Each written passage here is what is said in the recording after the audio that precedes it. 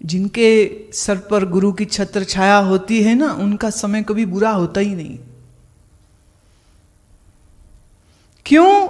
जो निरंतर ध्यान, मंत्र, जप, प्रार्थना करते रहते हैं, उनके मन का मनोबल, इनकी मन की शक्ति इतनी बढ़ जाती है कि उस शक्ति के बाद आया हुआ छोटा मोटा दुख तो कुछ कष्ट देता ही नहीं है। और कोई बोले कि जैसे कहानी सुनो, भिक्षु अहिंसक को बुद्ध ने कहा, जाओ अब तुम मेरे संदेश को गांव गांव फैलाओ।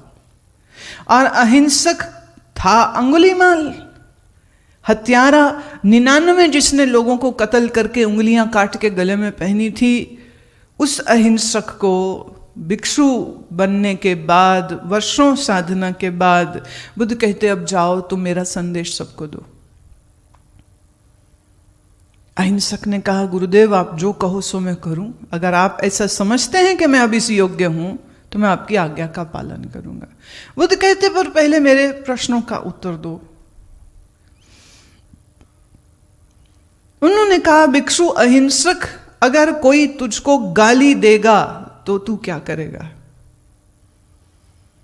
अहिंसक ने कहा, भंते अगर वो मुझे गाली देगा तो मैं यह सोचूंगा कि गाली ही दी है, मारा तो नहीं है। बुद्ध ने कहा, अहिंसक, अगर सामने वाला तुझको मारने लग जाए तो तू क्या करेगा? अहिंसक ने कहा, भंते अगर वो मुझको मारेंगे तो मैं ये सोचूंगा कि इन्होंने सिर्फ शरीर पर ही तो मारा है, मेरे प्राण थोड़ी ले लिए है, जान से थोड़ी मार दिया है। बुद्ध ने कहा, अहिंसक, अगर सामने वालों ने तेरी हत्या ही कर दी तो? अहिंसक कहता है, भंते तो मैं सोचूंगा मेरे ऊपर कितनी करुणा करी है कि जिस जीवन के चलते बेहोश होने की, किसी वासना के वेग में बह जाने की संभावना थी, वो जीवन ही अब समाप्त हो गया।